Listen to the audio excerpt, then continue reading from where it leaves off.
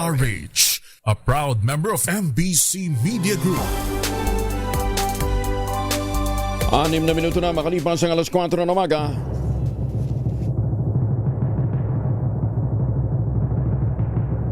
And the Golden Dove for Best Science and Technology Journalist goes to Angelo Palmones, DZRH. Ito na ang 28th KBP Golden Dove Awardee, Best Science and Technology Journalist, si Angelo Palmones sa Magandang Umaga, Pilipinas! DZRH, Magandang Umaga, Pilipinas! Sa DZRH Radio, DZRH TV at DZRH Online. Kasama si Kuya Angelo Palmones. Magandang Umaga, Pilipinas! Huwebes na tayo ngayon, ha? Ika-siyam ng Oktubre 2025. Sa ulo ng ating mga balita, Immigration Lookout Order inilabas na laban kina dating Speaker Martin Romualdez, dating Senate President Chis Escudero, Senator Jingo Estrada at 29 na iba pang isinasangkot sa flood control scandal. Undersecretary Claire Castro itinangging uupo siya bilang Justice Secretary. Mag-asawang Diskaya sinampahan naman ng 7.1 billion pesos na tax evasion case ng BIR. Bumagsak na Pigatan Bridge sa Cagayan in inspeksyon ni Secretary Dizon. Pagtatayo ng detour bridges na sinisimula ng pag-aralan kung saan gagawin. Crime solution rate sa Maynila tumaas ng 9.2% sa unang 100 araw ni Yorme Isko Moreno. Bagyong Kidan, inaasang papasok sa PAR mamayang hapon o gabi. Kasama natin ang buong radyo natin FM nationwide ang ating Action Radio Station sa Luzon, Visayas at Mindanao. 91.7 BNFM Radio sa Cebu at 94.3 FM sa Jensan. Magandang Umaga, Pilipinas! Sa detalye na babalita, inaasahan na ang pagpasok sa Philippine Area of Responsibility ng Tropical Storm Nakri. Ang local name nito ay Kidan. Batay sa forecast ng Pag-asa, ang bagyo ay papasok mamayang hapon o gabi. Mag-exit naman ng Pilipinas bukas ng umaga. Sinabi ng Pag-asa na walang magiging epekto ang bagyong Kidan at posibleng hindi sila magtaas ng wind signal saan mang panig ng bansa. Huling namataan ng Tropical Storm Nakri sa layong 1,725 kilometers silangan ng extreme northern Luzon. Ito may taglay na lakas na hangin umabot ng 65 kilometers bawat oras malapit sa gitna. At ang pagbugso ng hangin ay umabot ng 80 kilometers per hour habang kumikilos ng pan-north-northwestward sa bilis na 25 kilometro bawat oras. Ayun, mabilis. Sa kasalukuyan, ang Intertropical Convergence Zone ang magdadala naman ng mga pagulan sa Palawan, Visayas at Mindanao, habang shear line naman ang makakaapekto sa Metro Manila at ilang bahagi ng Cagayan Valley, Central Luzon at sa Calabar Zone. Napinsala na naman yung navigational floodgate ng Navotas City matapos na isang barko ang bumangga dito. Ayon sa Metropolitan Manila Development Authority, nagtamo ng maliliit na bitak o lamat ang floodgate matapos masagi ng isang fishing vessel na Monalinda 98. Nangyari ang naturang insidente dakong alas 5 ng umaga noong Martes habang hinihila at itinutulak ng mga tugboat ang Alan Jerome at Mark Jessom ng Fonda FB Monalinda 98. FB Monalinda 98. Batay sa incident report na pirmado ni Baltasar Medgar, Director ng Flood Control and Sewerage Management Office ng MMDA, kinailangan pa ng masusing pagsusuri upang matukoy ang lawak ng pinsalang idinulot ng naturang pagbangga sa naturang struktura. Pinangangambahan na maaaring makaapekto ito sa operasyon at kabuuang integridad ng floodgate. Lumalabas naman sa investigasyon na hindi sinunod ng Monalinda 98 ang schedule ng pagtawid sa floodgate na alauna hanggang alas 2 ng umaga at sa halip ay tumuwid ito ng alas 5:43 ng umaga. Magugunit ang una ng sinira ang floodgate noong 2024 matapos namang tamaan din ng isang barge. Mahigit na sa 9,000 aftershocks ang naitatala ng Philippine Institute of Volcanology and Seismology o PVOX kasunod ng magnitude 6.9 na lindol na tumama sa Cebu. Sa huling tala ng PVOX, nasa 9,108 na ang mga namomonitor na aftershocks. May lakas na hanggang magnitude 5.1. 38 naman sa mga ito ay naramdaman din ng mga residente. Paliwanag ng PVOX, normal lamang na makaramdam ng serye ng aftershocks matapos ang isang malakas na pagyanig. Wala namang napapaulat na major damage o karagdagang casualties mula sa naturang aftershocks. Pagtiyak pa ng PVOX, bagamat posibleng tumagal pa ito ng ilang araw o linggo, inaasang unti-unti nang mababawasan ang lakas at frequency ng aftershocks.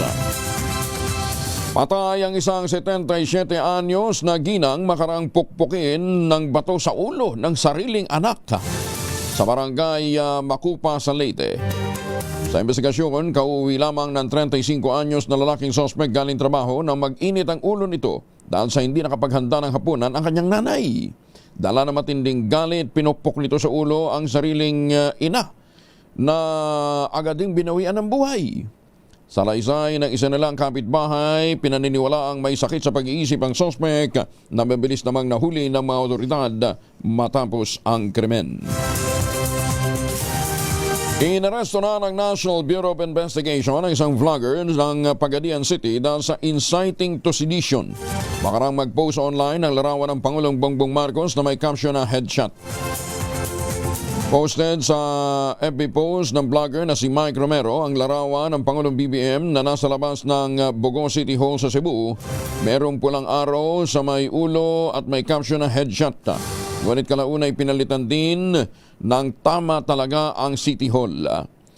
Depensa ng vlogger, hindi niya pinagbabantaan ang buhay ng Pangulo at ipinapaliwanag na bobo ang ibig sabihin ng bogo sa Bisaya. Salitang naglalarawan niya sa Pangulo kaya't nilagyan niya ito ng pulang araw. Ginit pa ni Romero na tawag niya ang sa ganitong salita ang Pangulo dahil sa dami ng problema ang kinakaharap naman ng bansa. Pagbibigay din naman ni Santiago, may kalayaan ang lahat na magpahayag ng kanilang opinyon, ngunit agad niyang aaksyon ang Bureau oras na may mga pagbabanta sa buhay ng matataas na opisyal. Mga shooters sa mga law enforcement agencies, pag sinabing i-headshot ka, ay babakaling ka sa ulo. Kaya yun, nagpapaliwatig siya na ganoon, kaya sineryoso namin yung bagay ngayon. At pinuntahan siya, at yun nga, kinuha siya from Pagadian City at dinala siya dito. Maganda umaga, Pilipinas! 14 minutos na makalipas ang alas 4 ng umaga. Oy mga mamis, po pwedeng mag-laundry day today ha? Kunot nung ka ba kapag makapit, madikit at malupit ang mantsa? All you need is Pride. Ba't mapahirapan ang self con sa Pride? Easy at worry-free naman ang laundry. Sa triple stain away formula, tanggal ang matitinding mantsa based on 10 sa chocolate, mud and sabon on cotton. Gawa po ito ng ACS. Personal namang in-inspeksyon ni Public Works Secretary Vince Dizon ang bumagsak na Pigatan Bridge sa Alcala, Cagayan na nag-collapse noong Lunes dahil sa overloaded na truck. Matapos ang ilang minuto ng inspeksyon, isa sa nakitang solusyon ni Secretary Dizon ang pagtatayo muna ng Detour Bridge. Nakaagad na sisimulan upang maibsan ang perwisyo at matinding traffic na idinudulot ng naturang insidente. Sinabi ni Dizon na mamadaliin din ng DPWH ang pagtatayo ng Detour Beach upang agad na magamit ng mga residente. Ayon sa kalihim, bukod kasi sa Pigatan Bridge, plano din nilang lagyan ng Detour Bridge ang lahat ng mga matatandang tulay sa Cagayan. Isa pang problemang nakikita ng Public Works Secretary ay ang mga magsasaka kung paano mabilis na maibibiyahe ang kanilang mga produkto lalo pat natapat sa anihan ng pagkasira ng tulay. Isa sa nakikitang solusyon ng Secretary Dizon ang paggamit naman ng mga barge upang ibiyahe ng mga produktong papuntang Metro Manila at Central Luzon kung hindi sila makadadaan sa naturang tulay. Binuksan ng Department of Agriculture ang pakete ng mga suportang pang-agrikultura para sa mga magsasaka at mga mangingisda sa Zambales. Kabilang na ang pangakong 35 million pesos na modular cold storage facility para sa high-value crops sa unang buwan ng 2026. Pinangunahan ni Agriculture Secretary Francisco T. Laurel Jr. sa ngalan ng Pangulong Bongbong Marcos ang pamamahagi ng hybrid seeds, mga kagamitang pansa katulad ng multi-cultivators, hand tractors at four-wheel drive tractors, ganyan din ang mga tuber wells upang mapalakas ang irigasyon sa lugar. Sinabi ni Secretary Laurel, hindi lang siya nandun para bumisita, kundi personal ni hatid ang suporta ng gobyerno dahil alam naman daw ng Pangulo na dapat ay nandun siya upang maihatid ang kanyang pangako at siya na lamang ang kumakatawan. Nag-deploy din ng Mobile Soil Laboratory upang tulungan ang mga magsasakang i-assess ang kondisyon ng lupa at matukoy ang tamang pataba at inputs sa layuning mabawasan ang gastusin sa produksyon at mapaganda pa rin ang ani.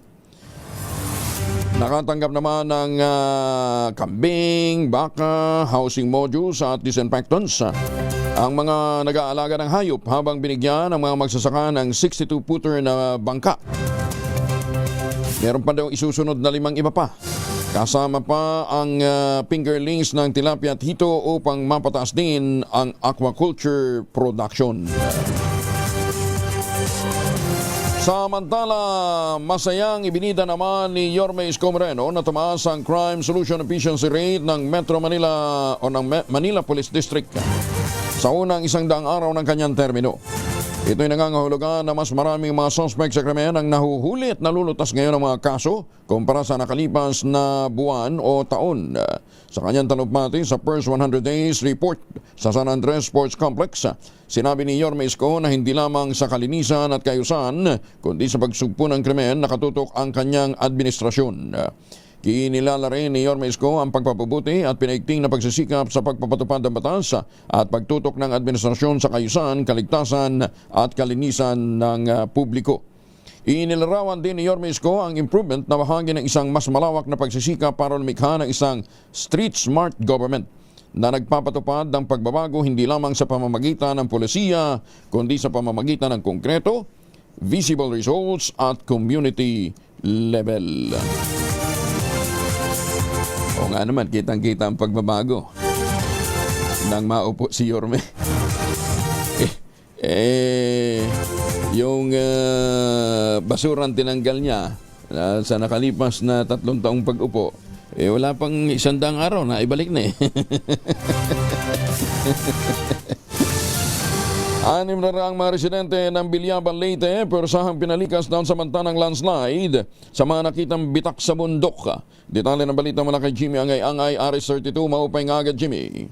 173 pamilya katumbas sa 6 na raang mga residente ang pinalikas sa bayan ng Bilyaban, Leyte dahil sa banta ng landslide. Ito ang sinabi ni Bilyaban, Leyte Mayor Carlos Veloso. Ayon kay Mayor Veloso, nakitaan ng Mines and Geosciences Bureau MGB ang bundok sa kanilang bayan na may biak at may landslide. Apektado dito ang barangay Tagbubunga at Abihaw na pansamantalang nanunuluyan ng mga residente sa Jim Senatorang barangay. Iba naman ay nasa silid-aralan na ligtas naman ang mga ito na mga residente sa sitio Bagong Baryo, Tagbubunga, Senatorang Bayan. May 10 silid-aralan naman ang idineklara na hindi naligtas gamitin. Ang biak ng bundok sa bayan ng Bilyaban, Leyte ay resulta pa ng 6.9 magnitude na lindol noong September at 30, alas 9:59 ng gabi ng epicenter sa Bugos City, Cebu. Mula dito sa DYVL Action Radio Tacloban, ito si R32 Jimmy Angay-Angay para sa DZRH. Una sa Pilipinas, una sa Pilipino. Daghang salamat, Jimmy Angay-Angay. Maganda umaga, Pilipinas! Mga misi, sa may araw si Mr. Pag-uwi galing ng trabaho, may dalian sa germ sa katawan nila. Para labanan ng amoy araw, tumoy pawis, gumamit ng Shield Bath Soap regularly. Unbeatable ang Shield sa paglaban sa germs versus another brand, may shea butter. Pampalambot ng kuti sa presyong abot kaya, 12.50 SRP. Kaya naman recommended ito ng Philippine Nurses Association. Kaya mga misis, I challenge you, subukan ng Shield Bath Soap. Galit sa sakit, may malasakit, sulit na sulit. Mamamahagi naman ang ayuda ng provincial government sa mga biktima ng bagyong Opong sa Northern Samar nagpapatuloy. Detalye ng balita mula kay Jane Galit Bantayan, RH34. Jane, may buntag. Tuloy-tuloy pa rin ang pamamahagi ng provincial government ng mga iyuda o family food packs sa mga biktima ng bagyong upong dito sa lalawigan ng Northern Samar at kabuang 9,038 ng mga family food packs mula sa provincial government ng Northern Samar at TSWD. Ang nakalaan para sa mga pinakapiktadong pamilya mula ito sa mga bayan na siyang tinamaan ng nasabing bagyo, ang San Vicente, Capol, San Antonio at San Isidro. Patuloy pa rin ang ginagawang repacking ng provincial government at agad itong ipapamahagi sa nasabing mga biktima. Inatasan naman ni Governor Harris Unchuan ng Provincial Social Welfare and Development Office at ang Provincial General Services Office maging ang kapulisan at volunteers na mag-double time nang agad na maibigay ang nasabing tulong. Namahagi rin ng Office of Civil Defense o OCD ng shelter kit sa Sierra doon sa nasabing mga biktima. Samantala, ang Department of Health naman ay nagbigay rin ng hygiene kits at ang Provincial Health Office naman namahagi ng gamot at nutrition support, financial aid sa mga pamilya na nasira naman ang kanilang mga bahay dahil sa pagtama na nasabing bagyo. Sa rapid assessment and needs analysis, ayon sa report ng Provincial Government ng Northern Samar, sa report ng Provincial Disaster Risk Reduction Management Office, kabuo ang 62,875 na mga pamilya o 231,440 na mga individuals ang apektado na nasabing bagyong upong dito sa lalawigan ng Northern Samar. 3,570 ang partially damaged ang mga bahay. Ngunit sa kabila ng pagkasira na nasabing mga bahay ay zero casualty naman dito sa lalawigan. Mula sa Aksyon Radyo Katarman, RH34 Jane Galit Bantayan ng DZRH, una sa Pilipinas, una sa Pilipino. Daghang salamat, Jane Galit Bantayan. Isinusulong ngayon sa Kamara ang pagbibigay ng libreng menstrual hygiene product sa mga kababaihan. Sa ilalim ng Free Period Products Bill ng Akbayan Party List, obligahin ang mga health center at mga pampublikong paaralan na mamigay ng libreng napkin at iba pang period products. Lain ito yung tiyaking may access ang bawat babae sa ligtas at abot kayang hygiene products para sa kanilang buwanang dalaw. Kumpiyansa naman ang Pangulong Bongbong Marcos na malaking tulong sa pagpapalakas ng seguridad sa enerhiya ang walang petroleum service contracts ng bansa. Saklaw ng manaturang kontrata ang exploration areas sa Sulusi, Cagayan, Cebu, Northwest Palawan, East Palawan at Central Luzon. Ayon sa Pangulong BBM, malaking bagay ang ganitong mga oportunidad ng pamumuhunan sa petroleum sector dahil lubhang nakadepende ang bansa sa mga imported na langis. Kaya ramdam din ang epekto nito tuwing may taas presyo sa pandaigdigang merkado. Iginit pa ng Pangulong BBM, committed ang administrasyon na makamit ang energy security at self-reliance tungo sa matatag na ekonomiya. Today's presentation of 8 service contracts is a deliberate step towards securing our energy future. Unlocking over $200 million in investment, these service contracts represent our continued effort to attain greater energy security and therefore economic stability and self-reliance. Pinarangalan ang Management Association of the Philippines o MAPA si Hans C. ang chair ng Executive Committee ng SM Prime Holdings Incorporated bilang Management Association of the Philippines Person of the Year for 2025. Inanunsyo ang pagkakahirang kay C sa General Membership Meeting ng MAP kahapon at formal na iginawad ang parangal o formal pang igagawad palang parangal sa November 24 bilang Person of the Year. Ayon sa MAP, ang award ay binibigay sa mga leader sa negosyo o pamahalaan na may natatanging galing sa pamamahala at mahalagang ambag sa nation building. Pinili si Hansi dahil sa kanyang pangmatagalang advokasya para sa kalikasan, mabuting pamamahala at inklusibong pag-unlad. Itinuturing naman ang SM Prime bilang modelo ng sustainable at matatag na urban development sa bansa. Pinuri rin ng MAP ang people-centered leadership style ni C na nagbibigay ng halaga sa kapakanan ng mga empleyado, personal na pag-unlad at work-life balance sa linsunod sa UN Global Compact Women's Empowerment Principles. Bukod dito, kinilala rin si C sa pagbibigay ng oportunidad sa mga micro, small and medium enterprises, pati na sa mga lokal na pamahalaan at mga komunidad kung saan naroroon ang mga SM Mall. Pinasalamatan din siya sa kanyang ambag sa disaster risk reduction bilang kinatawan ng Pilipinas sa United Nations International Strategy for Disaster Reduction at ang pagtatatag o tagapagtatag ng ARISE Philippines. Magandang umaga, Pilipinas! Pinuri din ng Department of Finance ang Philippine Amusement and Gaming Corporation matapos naman itong makapag-remit ng 12.7 billion pesos sa National Treasury noong 2024. Tinanggap ng PAGCOR ang Certificate of Recognition sa ginanap na 2025 Government-Owned and Controlled Corporation or GOCC Day sa Malacanang. Pumangatlo ang PAGCOR sa listahan ng mga GOCC na may pinakamalaking remittance noong nakarang taon, kasunod ng Land Bank of the Philippines na nagpasok ng 33.5 billion pesos at ang Bangko Sentral ng Pilipinas sumabot naman ng 18.9 billion pesos. Sa kabuuan, 12.7 billion pesos ang remittance ng PAGCOR at 8.45 billion dito ay mandatory na 50% share mula sa net income ng ahensya habang 4.22 billion pesos naman ang advance remittance o paunang bayad, katabas ito ng 25% ng susunod na obligasyon. Tiniyak naman ni PAGCOR Chairman Altenco na mananatiling katuwang ng Department of Finance ang PAGCOR sa pagpapatatag ng panlalapin ng bansa at sa pagsuporta sa mga programang makatutulong sa mga mamamayan. 27 na makalipas ang alas 4 ng umaga, baka kayo po may mga importanteng lakad. Aba, magbaon ng proteksyon laban po sa mikrobyo. May dalawang formulation ng family alcohol na pwede nating pagpilian, ha? Yung family 70% isopropyl alcohol, especially prepared for clinics, hospital, pharmacies, laboratories, pero okay na okay din po yan sa mga households. Very effective sa disinfection at sterilization. Ganyan na bagsik ng family 70% isopropyl alcohol, maghapon man natin gamitin, no problem. Hindi po manunoy ang ating mga kamay dahil meron po itong moisturizer.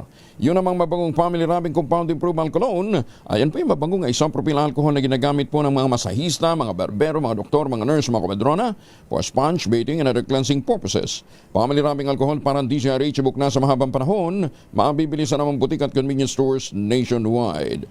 Family rubbing alcohol, hindi lang pampamilya, pang sports pa. Tatlong lalaki na huli naman sa pagbebenta ng solvent. Malapit lamang sa isang himpilan ng pulisya. May mga menor de edad pa. Detalye ng balita mula kay Boy Gonzales, RH29. Boy, good morning. Good morning, Kuya Angel. Tatlo kataon na inaresto ng Manila Department of Social Welfare o MDSW at mga pulis sa follow-up operation laban sa mga nagbebenta ng solvent sa mga menor de edad sa Divisoria, Tondo, Manila. Ayon kay MDSW Director J. Reyes de la Fuente, nagsimula ang operasyon matapos makatanggap ng reklamo mula sa isang parishioner ng St. Joseph Parish Church sa Galingin, Tondo. Inggoy sa mga menor de edad na gumagamit ng solvent sa compound ng simbahan. Agad na nagsagawa ng reach out operation ng MDSW rescue team at nailigtas ang tatlong menor de edad, isa mula sa Manila at dalawa mula sa Caloocan City. Dinala sila sa Reception Action Center sa Ermita para sa pagbibigay ng pagproseso at pagbibigay ng tulong sa panayam ng mga social worker. Itinuro Kuya Angel ng mga menor de edad ang lokasyon ng mga nagbebenta ng solvent sa Asuncion Street. Malapit lamang to sa Asuncion na PCP ng Station 2 ng MPD. Matapos ang follow-up operation, na-arresto tatlong suspect na kinilala sila Reynalyn, 26 anyos, Jonalyn, 30 anyos, at Aris, 33 anyos, pawang residente ng Baseco Compound. Na-recover sa kanila ang 10 litro ng solvent at isang sachet ng sabu mula kay Pigora at ang tatlo ay dinala sa MPD Police Station 2 para sa investigasyon. Sa parehong operasyon, 4 pang individual, 3 menor de edad at isang nasa hustong gulang ang nailigtas at dinala na sarak para sa tulong at intervention ng mga social worker. Ito si Boy Gonzales para sa Disaris, una sa Pilipinas, una sa Pilipino. Maraming salamat, Boy. Samantala, oras muna sa buong kapuluan. Sandali, nagbabagsakan yung mga ginagamit ko dito sa harap. Sandali lang, ha? Relax lang kayo. Balita, bagong impormasyon, kasama si Kuya Angelo Palmones. Magandang umaga, Pilipinas. Ay, baka kayo ay pabalik na ng Pilipinas, ha? Magpapasalubong kayo ng imported na tsokolate. Huwag na. Meron na tayong tangerine chocolate, ha? Yung pong tangerine chocolate po ay produkto ng mga magdiniyog, ng mga magsasaka dito po sa lalawigan ng Quezon. Sa tulong po ni Dr. Helen Tan, yung pong mga planting material ng kakao galing Davao, hinakot po ito para maitanim sa ilalim po ng mga nyugan dyan po sa lalawigan ng Quezon. Ayan, ha? Kaya ngayon nagpo-produce na ho sila. Hindi na lamang po ng Copra, di ba pang mga high value products, meron na rin silang mas magagandang high value products na pinoprocess, ano, ha? Katulad nga po ng tangerine chocolate, ha? Yung cacao beans na kanilang hinaharvest, de kalidad, pinaprocess para maging world class na tsokolate. Tangerine chocolate available sa 0919-095-5935. Available din po ang tangerine chocolate online. I-check po niyo sa tangerinechocolate.ph. May mahigit 10 variants yan, ha, ng mga raw material. Galing din po sa ani ng ating mga magsasaka. Sabi nga po ni Dr. Helen Tan, sino bang magmamalasakit sa Pilipino, kundi ang kapwa Pilipino. Kaya sa bawat tangkilik natin ng tangerine chocolate, pinalalakas natin ang loob ng ating mga magsasaka, pinalalakas natin ang ating lokal na ekonomiya. Tangerine chocolate 100% gawang atin, saan naman daw po ating tangkilikin. Maganda umaga, Pilipinas. Umarangkada na ang kauna-unahang Durian Congress na dinaluhan ng durian farmers, mga opisyal mula sa Department of Agriculture, Academe, mga kawani ng pamahalaang panlalawigan at iba pang mga stakeholders. Personal na dinaluhan ni Cotabato Governor Emilio Lala Talino Mendoza ang aktibidad na isinagawa sa Prime Agriventures Incorporated sa New Cebu. Yan po ito sa North Cotabato. Sa kanyang talumpati, binigyan din ni Governor Mendoza ang pagsisikap ng Kapitolyo na mapalakas ang biosecurity, lalong-lalo na sa mga quarantine borders na malaking may tutulong para maiwasan ang pagpasok ng anumang sakit sa hayop at halaman na makakaapekto sa sektor ng agrikultura. Bahagi ng Durian Congress ang pagtikim sa iba't ibang variety ng durian na ipinagmamalaki ng probinsya. Nagkaroon din ng farm tour, pamamahagi ng magsasaka ng kanilang kaalaman para sa pagpapalago pa ng naturang sektor. Kabilang sa binisita ang 3 sites ng durian farms na kinabibilangan ng Simel Farm at Peso Farm sa bayan naman ng Antipas at Triple Farm sa bayan ng Magpet. Yan ho ay ilan lamang sa mga inisyatibang ginagawa ng pamahalaang panlalawigan ng North Cotabato para mapalakas ang sektor ng durian, durian production. Sa totoo lang, yung nabibili ho ninyong durian, puyat na durian, tsaka yung tawag dito, muntong, basta masasarap na durian.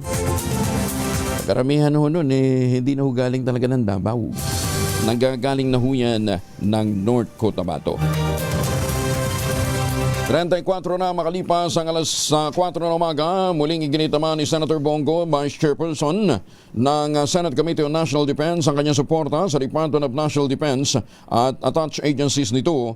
At binigyan din ang pangangailangan na mabigyan ng kapangyarihan ang mga uniform personnel sa bansa. Sa kanyang pagsasalita sa deliberasyon ng Senado sa panukalang budget ng DND para sa 2026, binigyan din ni Senator Go ang kritikal na pangangailangan para sa pagpapanatili ng moral at kapasidad ng Armed Forces of the Philippines. Sinabi ni Go na bilang Vice Chairperson ng Committee on National Defense, nais niyang ipakita ang kanyang walang humpay na suporta sa panukalang budget ng DND para sa fiscal year 2026. Siyempre kasama dyan ang Armed Forces of the Philippines. Inilala rin ni Senator Go ang ilang mahirap na reforma sa ilalim ng dating Pangulong Digong Duterte, kabilang ang pagdouble ng base pay para sa entry-level na mga uniform personnel sa buong hanay ng Armed Forces of the Philippines, gayon din sa PNP, Coast Guard at Bureau of Fire Protection, gayon din sa mga tauhan ng BJMP noong 2018. Samantala, mahigit sa 700,000 pesos na halaga naman ang illegal drugs na kumpiska sa 2 nadakip sa isang bypass operation sa Limay, Bataan. Detalye ng balita mula kay Danny Kumilang, RH37. Danny, good morning. Nasa higit na 7,000 pisong halaga ng droga ang nakumpiska sa 2 naaresto sa ikinasang drug bypass operation sa Barangay San Francisco, Limay, Bataan.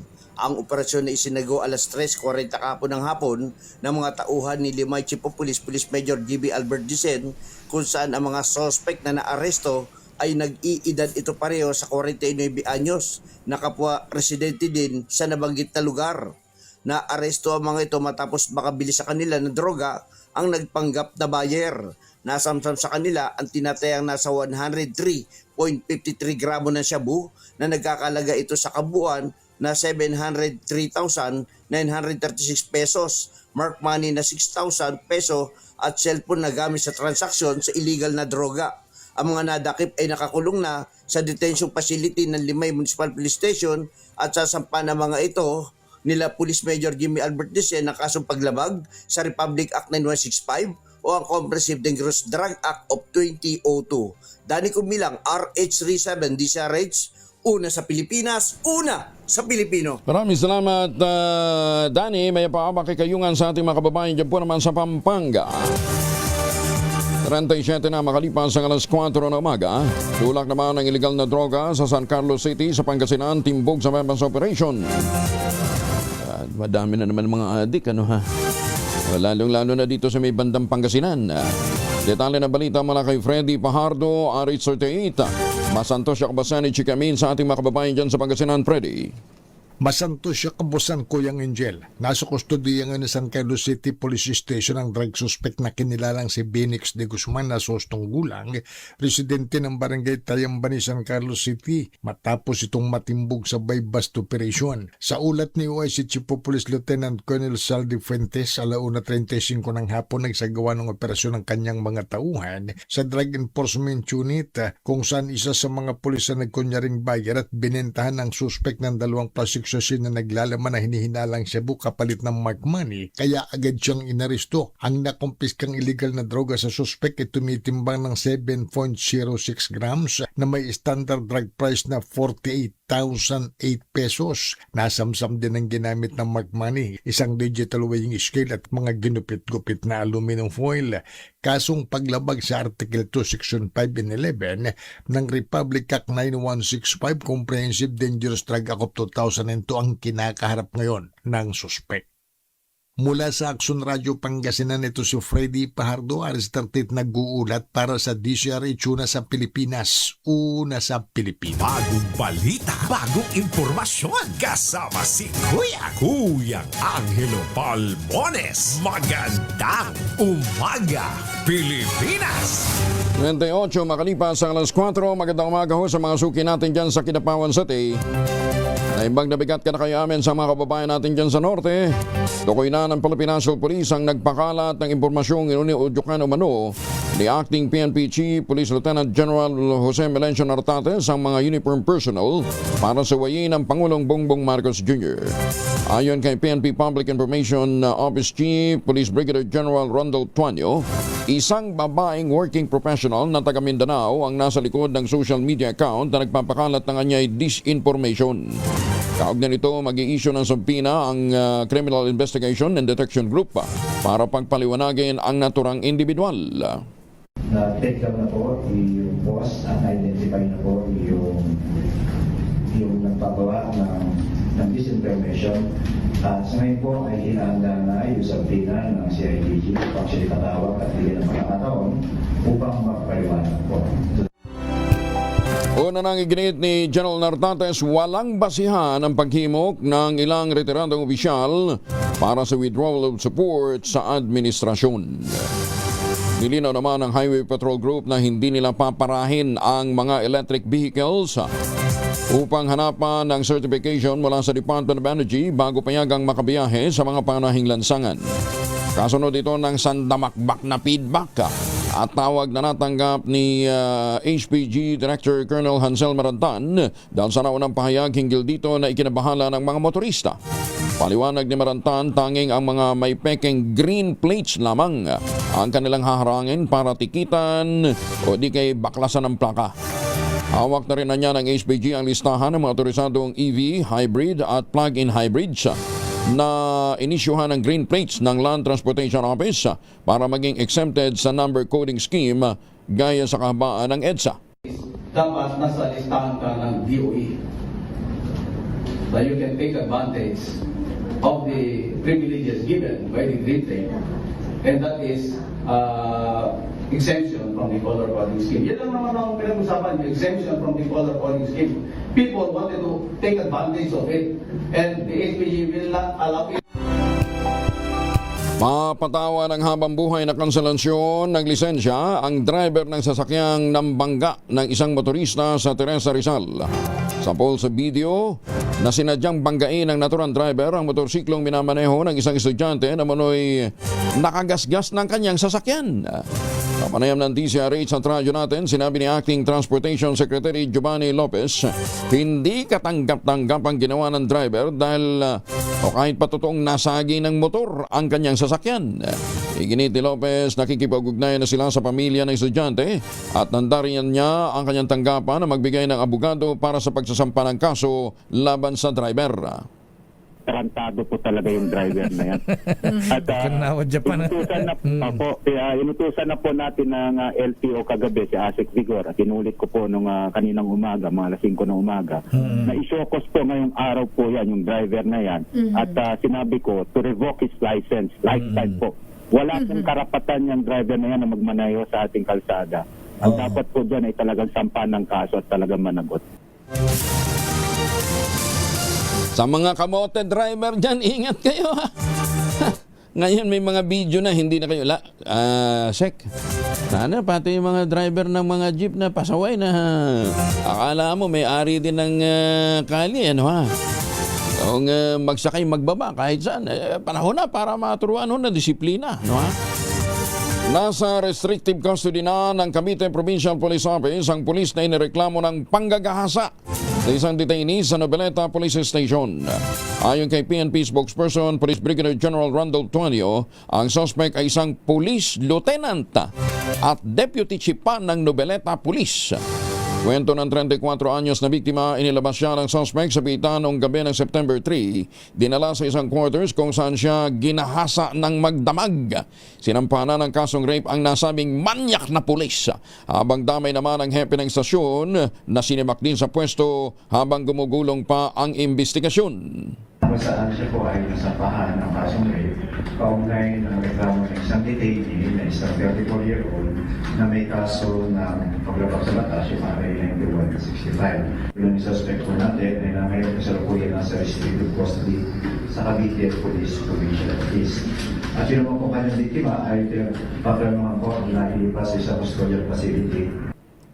Magandang umaga, Pilipinas! Ay naku, bakit ba ganito nangyayari ngayon ha? Parang wala nang kinatatakutan na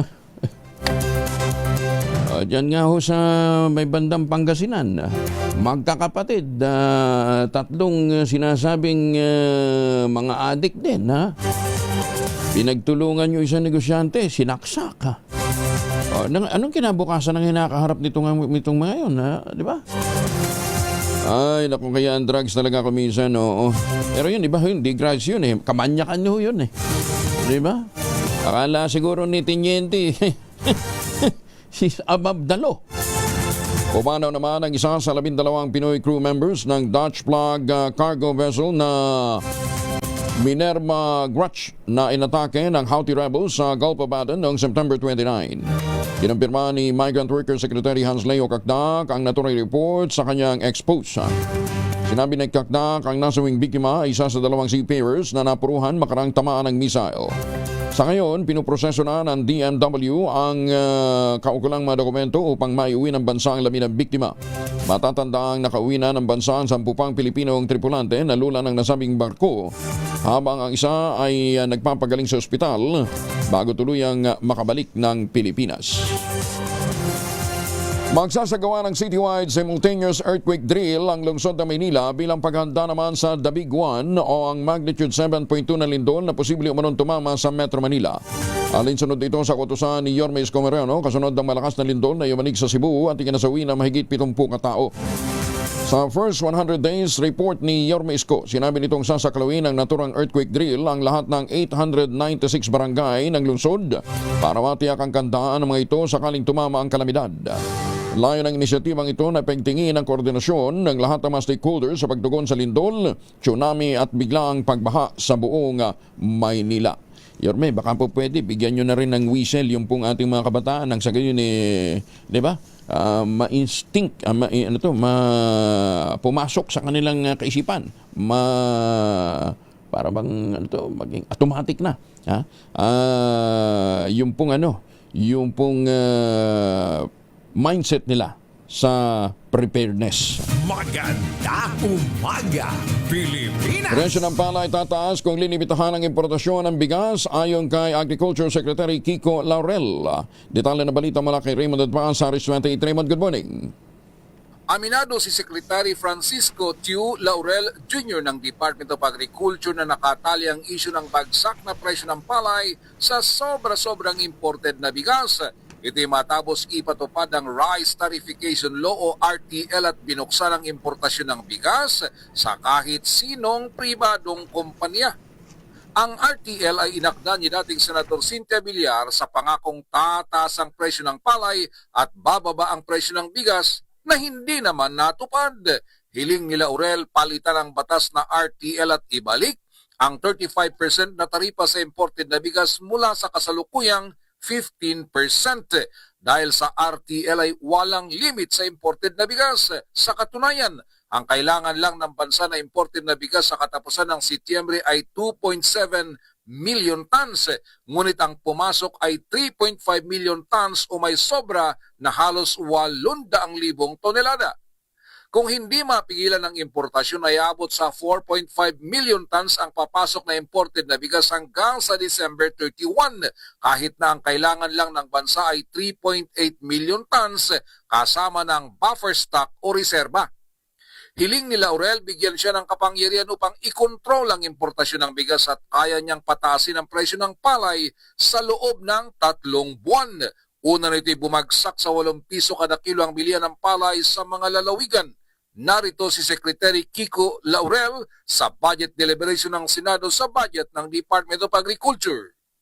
Ang main problem ang solusyon dyan is palitan yung batas ng RTL at palitan yan. Anong papalitan doon? And it will magically raise the price of palay? Well, I can guarantee, Mr. Chair, bigyan niyo ako ng full control ng pang-import ng bigas. Kaya kong ipataas yan in 3 months. If I am given the authority to control the volume of rice being distributed. I'm a little confused. We're talking about local rice, but tayo na uwi sa importation? No, yan ho ang pagpataas ng palay. Ang pagpigil sa importasyon ng rice at sa tamang quantity lang kailangan kada buwan. Ito si RH28 Raymond Adpas para sa DCRH, una sa Pilipinas, una sa Pilipino. Maganda umaga, Pilipinas! 49 makalipas ang alas 4 na umaga, tinatayang aabot naman ng 12 billion pesos ang nawawalang kita ng Bureau of Customs sakaling palawigin pa ang import ban sa bigas hanggang katapusan ng taon. Ayon kay Customs Commissioner Ariel Nepomuceno, bagamat makatutulong ang import suspension sa pagpapatibay ng lokal na supply at presyo ng bigas, malaki naman ang magiging epekto nito sa revenue performance ng ahensya. Iginit ni Nepomuceno, sa 2 buwang suspension pa lamang, nasa 6 billion hanggang 8 billion pesos na ang nawalang kita sa Bureau of Customs at aabot pa ito ng 12 billion kung madaragdagan pa ng 1 buwan na import ban. Sa kabila nito, kumpiyansa pa rin si Nepomuceno, masusungkit naman ng Bureau of Customs ang 990 billion peso full-year collection target ng ahensya sa pakikipag-ugnayan sa Department of Finance at Bureau of Internal Revenue. Pinuna ng mga senador ang overpriced ng mga farm-to-market road projects sa iba't ibang panig ng bansa, partikular na sa Bicol Region. Sa pagdinig ng budget ng Department of Agriculture, ibinunyag ni Senate Finance Committee Chair Sherwin Gatchalian, umabot ng 10.3 billion pesos ang halaga ng farm-to-market road projects na may tuturing na overpriced noong 2023 at 2024. Ayon kay Gatchalian, umabot ng 30,000 pesos per meter ang singil sa nasa 80% ng 80 proyekto ng Bicol, dahilan upang umabot ang mga ito sa 1.7 billion hanggang 33 projects naman sa Eastern Visayas ang may kabuang halaga na 791 million pesos. Isa sa mga tinukoy na proyekto ay ang concreting sa Barangay San Roque, Tacloban City. Ang budget ay 100 million pesos. Pero 287 meters lamang ang haba o katambas ito ng halos 348,000 per meters.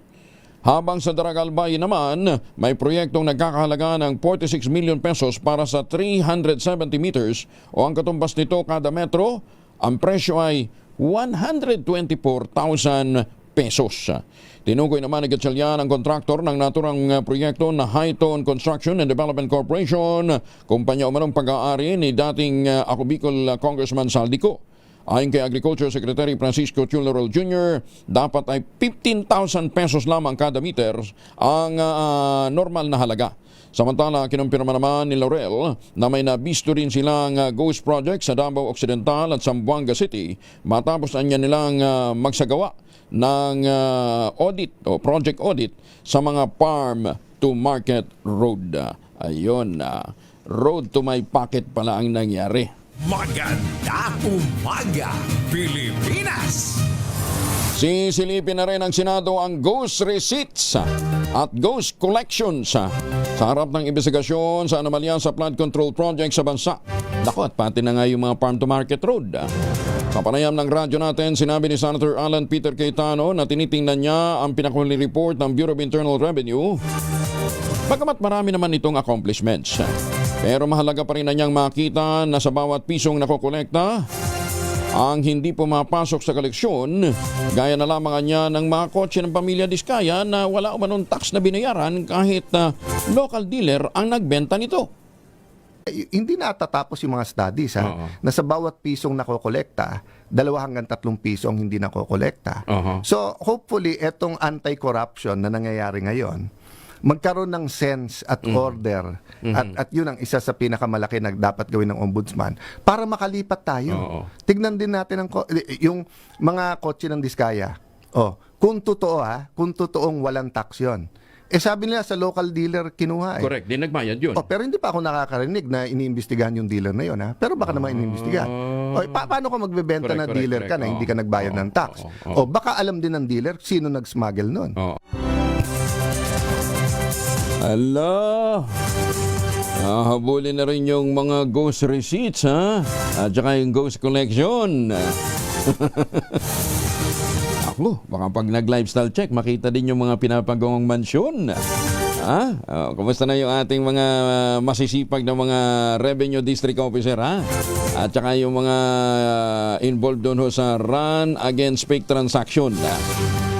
Sa pagitan ng 2022 hanggang 2023, bilyones din daw po yun dapat na nakolekta mula sa mga ghost receipts na yan. Kumusta kaya yung pinapagawang bahay dyan sa Nobali, sa Santa Rosa? Ayan. Kumusta na ho? Ako naman nangungumusta lang. Huwag niyo namang mamasamain. Bumabati lang tayo ng magandang umaga. Magandang umaga, Pilipinas! Aabot naman ng 1.7 trillion pesos ang nawala sa mga investor ng Philippine stock market sa loob lamang ng 3 linggo. Ayon sa Securities and Exchange Commission, dahil ito sa karapalang korupsyon sa harap ng investigasyon sa mga anomalya sa flood control project sa bansa.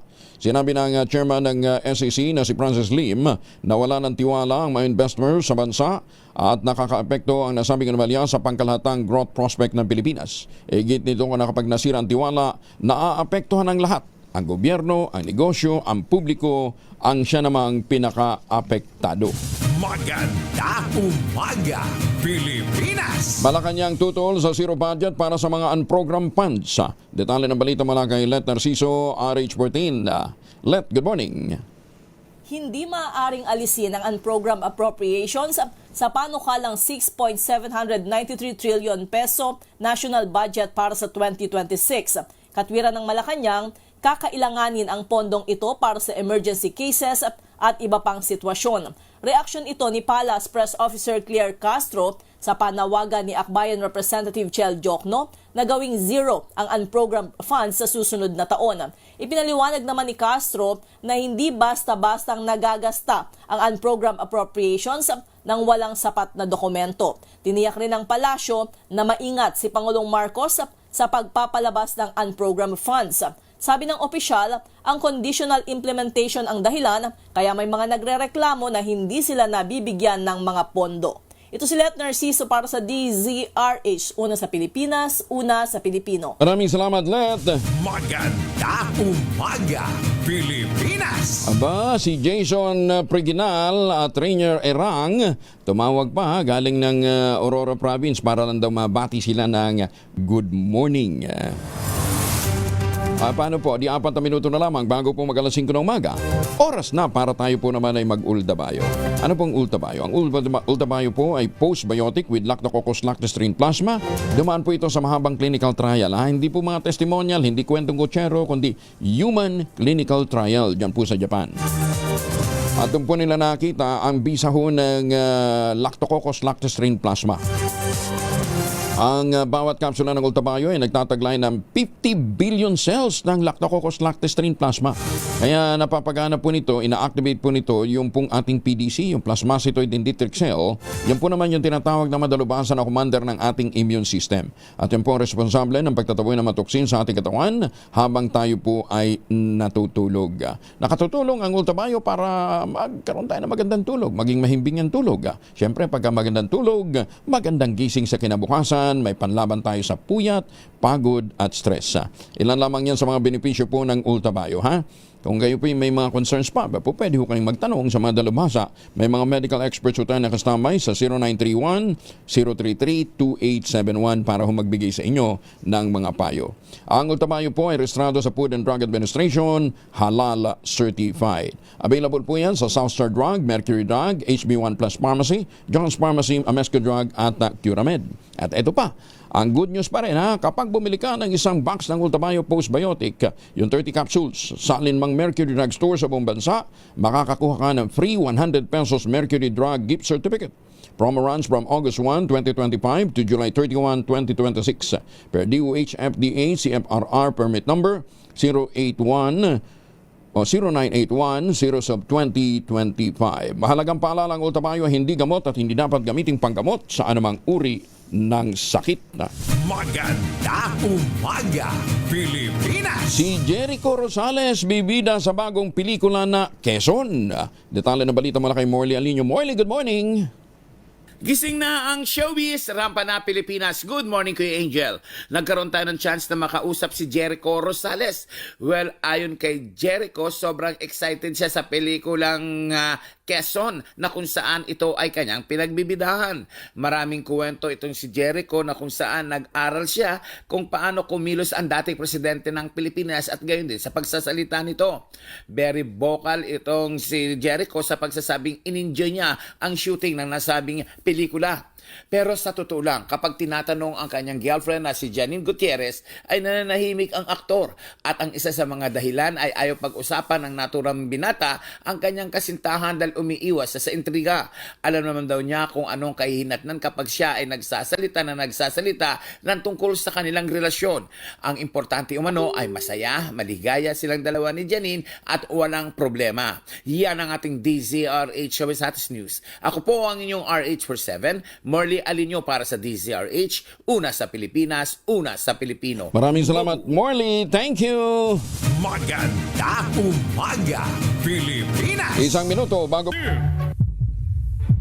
Angelo Palmones, DZRH. Ito na ang 28th KBP Golden Dove Awardee, Best Science and Technology Journalist, si Angelo Palmones sa Magandang Umaga, Pilipinas. DZRH, magandang umaga Pilipinas sa DZRH Radio, DZRH TV at DZRH Online. Kasama si Kuya Angelo Palmones. Magandang umaga Pilipinas. Webes tayo ngayon ha, baka nakakalimutan nyo ha. Ikasyam na ng Oktubre 2025. Balik tayo sa mga balita, inilagay na ng Department of Justice sa Immigration Lookout Bulletin Order sina dating Senate President Francis Escudero, dating House Speaker at later Representative Martin Romualdez at 31 iba pa na marisangkot sa anomalya sa mga flood control project.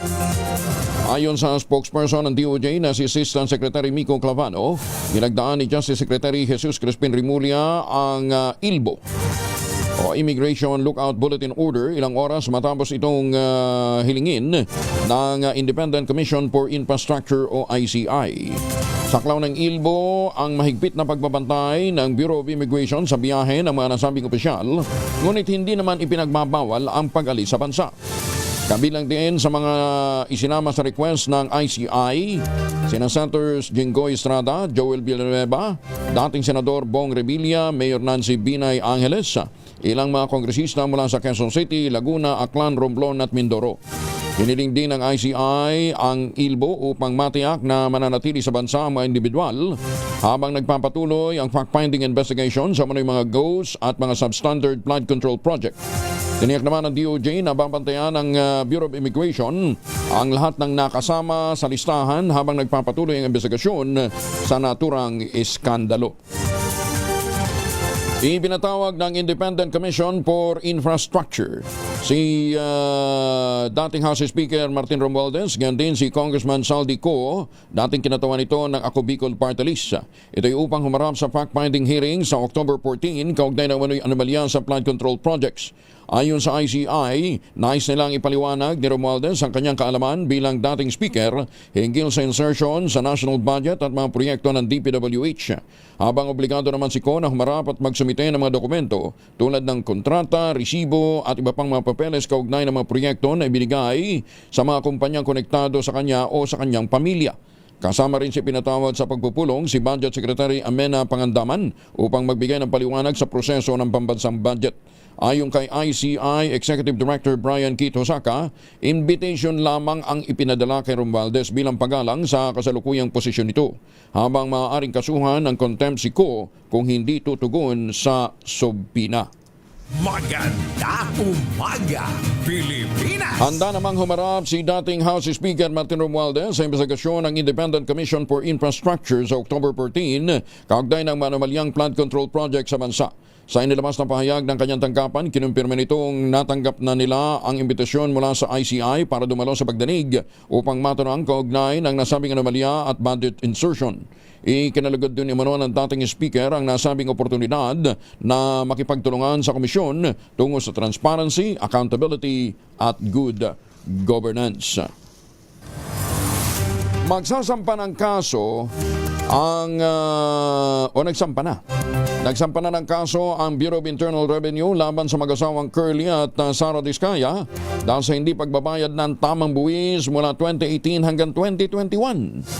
Ang BIR ay nagsampa ng kasong kriminal sa Department of Justice laban sa mag-asawang Diskaya dahil sa mahigit na 7.18 billion pesos na tax liabilities mula 2018 hanggang 2021.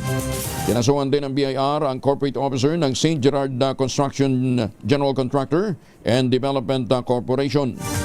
Ayon kay BIR Commissioner Romeo Lumagi, na bigong magbayad ng 7.1 billion pesos na laga ng tax liability sa Madiskaya, kabilang ang income taxes ng kanyang siyam na luxury vehicles at documentary stamps at iba pa. Posible pang madagdagan ng kaso ng Madiskaya oras na matapos ang pag-audit sa lahat ng construction companies ng mga Diskaya. Isang katerba ba naman ho yung kanyang mga attached na mga kumpanya, no ha? Sumasali sa mga bogus na mga bidding. Mahigpit na binabantayan ngayon ng Bureau of Internal Revenue ang mga politiko at mga personalidad dadawit sa manoy-manumalyang mga proyekto sa flood control. Ipinahayag ni BIR Commissioner Romeo Lumagid Jr. na isa sa ilalim sa lifestyle check ang mga sangkot kabilang ang ilang mga politiko upang matukoy kung may hindi maipaliwanag na yaman. Ginawa ni Lumagi ang pahayag kasabay ng paghahain ng kasong kriminal laban sa mag-asawang kontratista na sina Curly at Sara Diskaya na manoy hindi nagbayad ng 7.18 billion pesos na tax. Sinabi pa ni Lumagi patuloy ang investigasyon ng BIR sa iba pang mga individual na konektado sa kontrobersiya sa flood control projects upang masigurong mananagot ang mga lahat ng sangkot sa mga maanumalyang proyekto. Maganda umaga, Pilipinas! Naka-recover na ang stock market ng Pilipinas sa gitna ng patong-patong na isyu ng katiwalian sa bansa. Ito naman ang tiniyak ng RCBC Chief Economist na si Michael Ricaport kasunod ng ulat ng Securities and Exchange Commission na umabot ng 1.7 trillion pesos ang nawalang halaga ng Philippine stocks market sa loob lamang ng 3 linggo. Iginit ni Ricaport makakatulong sa patuloy na pag-recover ng stock market ng bansa kung magkakaroon ng magandang resulta ang investigasyon kaugnay ng flood control scandal. Nag-low po last week yung market natin, mga more than a week ago, no? 5,900, no? Yun na yung lowest niya na more than a week ago, no? So, naka-recover na siya. Ngayon, nasa almost 6,100 na. But it's not pero hindi pa rin po yun yung ideal. Tama po ba, sir? Ayun po. At least it's moving in the right direction. Kumbaga, may mga papatupad yung batas, may mga mananagot, no? Kumbaga may justice will be served, di ba? Papunta doon sa direction na yon, no? Siyempre, wait and see sila para kung makita talaga nila may resulta, no? Ang kasuhan naman ng Lawyers for Commuter Safety and Protection ang ilang kongresista na manisangkot sa flood control scandal.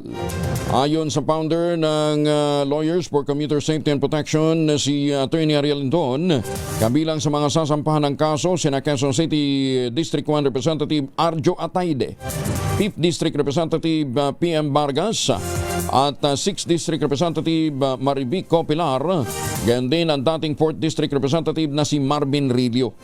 Nasa listahan din na niya sila dating House Speaker Martin Romualdez at dating Ako Bicol Party List Representative Saldico. Iginitin ito, dapat na may managot sa mga palpak na flood control project na imbis na makatulong sa pagresolba sa problema ng baha, nagpalala lamang sa mga pagbaha at nagdulot ng matinding problema, abala sa mga commuter at nakasira pa ng mga sasakyan. Nasira ang mga sasakyan, naabala yung mga commuters, nasira yung mga bahay, nagkasakit yung mga anak. Who will compensate them? Will the government compensate them? So, isasama niyo si former Speaker Romualdez at dating Congressman Ko dito sa kaso? Dahil hindi naman madadagdagan yung mga budget nila kung walang go signal tong speaker. Yung congressman na gumastos ng 1 million ba sa Las Vegas, isasama ba sa kaso? Isasama rin po yan pagka nasa amin na po yung ebidensya po laban sa kanya. Isasama rin si Congressman Ralph Tulfo? Apo, it will not be selective here. Inimbitahan nga ng Independent Commission for Infrastructure maging si Budget and Management Secretary Amena Pangandaman para sa nakatagdang pagdinig ng komisyon sa October 14. Layon ng naturang request na pagpaliwanagin si Pangandaman tungkol sa National Expenditure Program at General Appropriations Act, partikular na ang may kaugnayan sa flood control projects. Sa imbitasyon, kasama si pinadadalo sa pagdinig ang iba pang mga opisyal ng DBM, kabilang ang mga undersecretary nito. Gaganapin ang nasabing pagdinig sa ICI building na nasa gusali ng Department of Energy sa Taguig City. Doon na naman si Senate Minority Leader Alan Peter Cayetano na magiging independent ang Independent Commission for Infrastructure. Sa panayam ng DCRH at radyo natin, sinabi ni Cayetano, hindi dapat maging dependent ang komisyon sa Malacanang, lalo na sa ginagawang pag-imbestiga sa flood control scandal. Iginit ng senador, magandang layunin ng ICI at kumpiyansa rin siya sa mga miyembro ng komisyon, ngunit may mga problema niya sa gampanin nito. Sandali lang, minamadali natin yan. Unang-una, ano ba sila? Imbestiga lang ba sila magkakaso? Kasi nung una sinabi tigil lahat sila na. Pero nung nagsimula sa House, nagsimula sa Senate, biglang pasok na DOJ na. Ngayon ombudsman, baka ombudsman na. So kailangan i-define natin lahat 'yon. Sinabi independent, 'di ba? Ang hugot kasi nito nung panahon ni President Marcos Sr., dahil nga martial law, kumukuha sila ng napaka-credible na tao, ginagawa nilang independent commission. Ang independent, ibig sabihin, hindi dependent sa Congress, hindi dependent sa Malacanang. Unang meeting nila sa Malacanang Maganda umaga, Pilipinas! Oy, kumustahin muna natin si Kidan. Kasama na natin si Chanel Dominguez mula sa Pag-asa. Ma'am Chanel, good morning! Umaga din po sa inyo at magandang umaga din po sa mga taga-subaybay po natin. So sa ngayon, southwesterly wind flow po ang nakaka-apekto dito sa may Southern Luzon, Visayas at Mindanao. Dulot nito, mataas ang tsansa ng mga pag-ulan dito sa Metro Manila, Calabarzon, Bicol Region, Mimaropa at buong Visayas at Mindanao. Sa nalalabing bahagi naman po ng Luzon, magiging maaliwalas naman ang kanilang panahon, pero asahan din natin yung mga isolated rain showers or yung mga localized thunderstorm lalo na sa hapon at sa gabi. So ngayon meron din tayong binabantayang bagyo sa labas ng ating PAR. Ito po ay may tropical storm category at may international name na NACRI. Naasahan po natin papasok ito ng ating Philippine Area of Responsibility ngayong araw. Pero nakikita po natin sa northeastern boundary lamang po ito ng PAR kaya wala ito magiging direktang epekto sa anumang parte ng ating bansa. And yes po, papangalanan po natin itong Kidan. Yan po muna latest dito sa Pag-asa Weather Forecasting Center. Chanel Dominguez po, magandang umaga. Ma'am Chanel, saan ang punta ni Kidan? Japan. Pupuntang Japan? Opo. Oh. Tapos nagigain siya ng strength habang nandito sa Pilipinas. Po, yes. Hanggang saan, anong magiging lakas nito kung sakasakali? Ayon po sa ating forecast po, is tropical storm category. Tropical storm. Opo. Okay, sige. Tapos, pagdaan niya ng Pilipinas, diretso na siya ng Japan. Opo. Okay, sige. Mag-i-export tayo ng bagyo sa Japan. Ma'am Chanel, magandang umaga. Ingat po kayo. Si Chanel Dominguez mula po naman sa Pag-asa. Maganda umaga, Pilipinas! Ano ba po ang lakad natin ngayong araw nito? Magbaon din ng proteksyon laban sa mikrobyo. May dalawang formulation ng family alcohol na pwede nating pagpilian. Yung family, 70% isopropyl alcohol, especially prepared for clinics, hospital, pharmacies, laboratories. Pero okay na okay din po yan sa mga households. Very effective po yan sa disinfection at sterilization. Ganyan ang bagsik ng family, 70% isopropyl alcohol. Maghapon naman natin gamitin, no problem. Hindi po manuno yung ating mga kamay dahil meron po itong moisturizer. Yun namang mabangong family rubbing compound improved cologne. Yan po yung mabangong isopropyl alcohol na ginagamit po ng mga masahista, mga barbero, mga doktor, mga nurse, mga kabedrona for sponge bathing and other cleansing purposes. Family rubbing alcohol parang di siya reachable na sa mahabang panahon. Mabibili sa namang butik at convenience stores nationwide. Family rubbing alcohol hindi lang pampamilya, pang sports pa. Asek Cecil Bangkasantos, kumusta ka na dyan sa France? Ayan po ay ang chairman emeritus ng Philippine League of Private and Government Midwives. Maganda umaga, Pilipinas! Mayor Senny Mendoza dyan sa Talisay, Batangas. Magandang umaga ho sa inyo. Ambassador Harayang Ping, kumusta na ho kayo? Tsaka syempre, ang ating mga suki pagka umaga. Si Justice Energito ng Sandigan Bayan na magiging abala sa mga susunod na mga araw. Magandang umaga din sa ating mga justices ng Court of Appeals. Justice Max De Leon. Magiging abala din ho sila dahil doon ho sa sangkaterbang priest order na inilabas para po sa mga assets, sa mga kayamanan, sa mga bank accounts ng mga negosyante at mga kontraktor. Mahigit 1,000 yun. Nako. Oo. Magandang umaga din po. Siyempre, kay Chief Justice Alexis Mundo. Good morning po, Justice. At saka kay Tita Sally, Mama Sally. Ayan po naman ang mama ni Justice Raul Villanueva. Araw-araw din ho silang nakatutok sa atin. Ma'am Evan Lang, dyan sa Las Vegas, Nevada. Good morning. Ingat ho kayo. At saka siyempre yung ating Midnight Singers na siyempre madalas din nakatutok sa atin. Tuwing hapon dyan po sa Amerika. Tita Linda, Tita Lois, Tita Cors, Sir Art, si Boss Manny, and June Yambao. Good morning. Oxygen Marie, good morning. Maganda umaga, Pilipinas! Mamalengke muna tayo sa Panghulo Market dyan sa Malabon. Nandun si Edwin Duque, RH23. Edwin. May buntag Quick Angel, walang poreda ng presyo ng manok at ang karne. Dahil kapor ko Angel ay sa local name, kung mabibili natin ng 200 yung presyo ng manok, abay 230 dito sa Pangulo, Malabon. Habang itong baboy ay 330 at ang pork chop, ang giniling, 330, habang itong pataunan at ulihan ay 340, habang 400 naman itong liempo, 30 to 40 pesos ang taas at pagkakaiba ng presyo.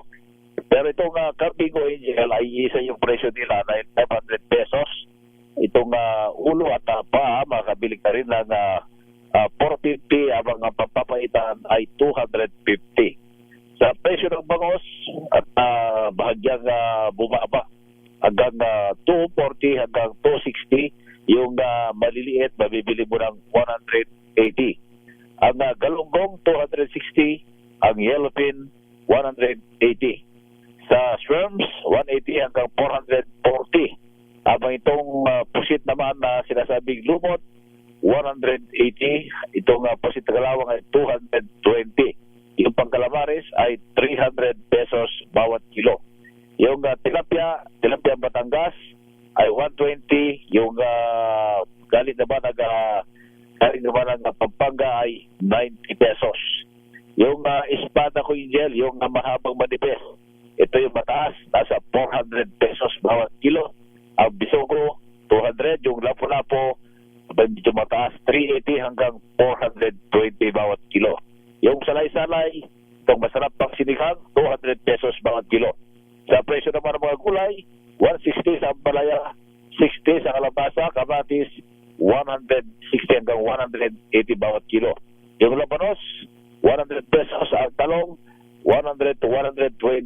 120 ang gulay, sibuyas 160, ang bawang naman ay 120, ang sayote, 60 pesos bawat kilo. 60 pesos naman ang repolyo, habang yung carrots ay 220. Ang siling labuyo, ang tiling 400, habang itong panigang naman, ito yung bumulusok ng todo ang presyo dahil nasa 50 hanggang 70 bawat kilo. Ang siling bakopa, 200. Yung petsay, ito yung medyo tumaas, 110, at itong Tagalog naman ay 100. Yung patatas, 120. Yung Baguio beans, 140 hanggang 180. Yung broccoli, 260 bawat kilo. Sa presyo pa rin ng bigas, 40 yung pinakabababa, 80 yung pinakamataas itong binurado, habang malagkit naman ay 80 hanggang 100 pesos yung bawat kilo. Yan yung price, monitorical report para pa rin dito sa Panghulong Malabon, Aris 23, Edwin Duque ng ulat sa Lisa Rich, una sa Pilipinas, una sa Pilipino. Maraming salamat, Edwin. Maganda umaga, Pilipinas! 18 na makalipas ang alas 5 na umaga. 5:23 ang oras sa buong Kapulon. Magandang umaga doon sa mga dumayo pa dyan sa Kidapawan City, ha? At ibang pang bahagi ng North Cotabato para sa First Durian Congress. Ayos, ha? Durian Summit pala. Pero dito sa Quezon, iba naman na Tangerine Summit. Ayan, ha? Sabi nga ni Dr. Helen Tan, tangkilikin natin itong mga gawang Pinoy, ano ha? Lalong-lalo na yung tangerine chocolate na produkto ho ng mga magniniog dyan po sa lalawigan ng Quezon. Sa tulong po ni Dr. Helen Tan, yung po mga planting material ng kakao galing Davao, hinakot po yan, itinanim sa ilalim po ng mga nyugan dyan po sa lalawigan ng Quezon. Kaya ngayon nagpo-produce na ho sila ng dekalidad na kakao beans, pinoprocess para maging tangerine chocolate. Yun po yung brand ng mga magniniog at mga magsasaka dyan po sa lalawigan ng Quezon. Available yan sa 0919-095-5935. May mahigit 10 variants ng tangerine chocolate, ha? At ng mga raw material na niyan ay galing din po sa ani ng mga magsasaka. Kaya sabi nga po ni Dr. Helen Tan, sino bang magmamalasakit sa Pilipino kundi ang kapwa Pilipino? Kaya sa bawat tangkilik natin ng tangerine chocolate, pinalalakas natin ang loob ng ating mga magsasaka, pinalalakas natin ang ating lokal na ekonomiya. Tangerine chocolate 100% gawang lokal but taste and looks global dahil tinulungan po ito ng DTI at ng DOST. Tangerine chocolate 100% gawang atin, sana ating tangkilikin. Maganda umaga, Pilipinas! 24 makalipas ang alas 5, itinalaga si Senator Erwin Tulfo bilang acting chairperson ng Senate Blue Ribbon Committee. Kinumpirma ito ni Senate President Vicente Soto III sa isang ambush interview matapos ang mahigit isang oras na caucus kasama ang miyembro ng majority bloc. Ayon kay Soto, tumangging maging chairman ng komite. Ang mga kinukonsiderang senador na sina J.B. Ejercito, Risa Ontiveros, Pia Cayetano, Rapi Tulfo at Kiko Pangilinan para makapag-focus naman sa kanilang mga committee work. Magtitiyak naman ang Senate President magpapatuloy ang mga pagdanig ng Blue Ribbon Committee, partikular na sa investigasyon sa flood control scandal. Senator Erwin Tulfo. So I called him and he accepted the post. So he will be acting chairman until mayroong complete meeting ang majority ulit. We're not discounting any of the 5 names that were mentioned. We're still thinking, and then some of them I think would want to appeal to Senator Lacson. So in the meantime, yun muna. Pero sabi ho ng minority, kung i-offer pa rin ho sa kanila, wala naman daw masama, ano ha? Ipagpapatuloy naman ng Senate Blue Ribbon Committee ang mga pagdinig sa mga anomalya sa flood control project. Itong sinabi ni Acting Committee Chairperson Erwin Tulfo. Kasunod ang pagbibitiw ni Senator Ping Lacson bilang chairman ng nasabing komite. Kinumpirma naman ni Tulfo na nagpatawag nga o ipatatawag nga ng Blue Ribbon Committee si dating House Speaker Martin Romualdez at dating Congressman Saldi Co alinsunod sa rekomendasyon noon ni Senator Lacson. Yan man, wala pa niyang eksaktong petsa kung kailan ipagpapatuloy ng komite ang pagdinig dahil abala pa ang Senado sa budget deliberation. Iginiit ng Malacanang na ang pagtatrabaho ng ombudsman ay para sa buong bansa at hindi para sa iisang sektor o grupo lamang.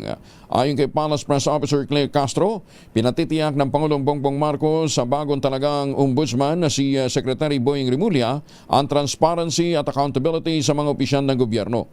Umaasa niya ang Pangulo na magiging tapat sa tungkulin si Rimulya matapang itong haharapin at iimbestigahan ang mga dapat na maimbestigahan. Sinabi pa ni Castro, maigpit ang direktiba ng Pangulong BBM na huwag upungan ng mga kaso dahil karapatan ng taong bayan na malaman at makita ang pagkilos ng ombudsman sa mga reklamong inihahain laban sa mga opisyal ng pamahalaan. Ang pagiging at pagtatalaga sa kanya bilang ombudsman ay nararapat na magkaroon ng transparency at managot ang dapat na managot, kung mayroon man dapat na managot. At ang pagtatrabaho po ng Ombudsman Rimulya ay para sa buong bansa, hindi para sa iisang sektor o iisang panig lamang na grupo ng mga Pilipino.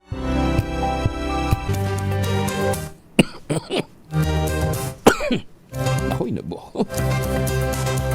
Binabulaan na naman ni Palace Press Officer Claire Castro ang kumakalat na balitang siya ang napipisil na bagong kalihim ng Department of Justice.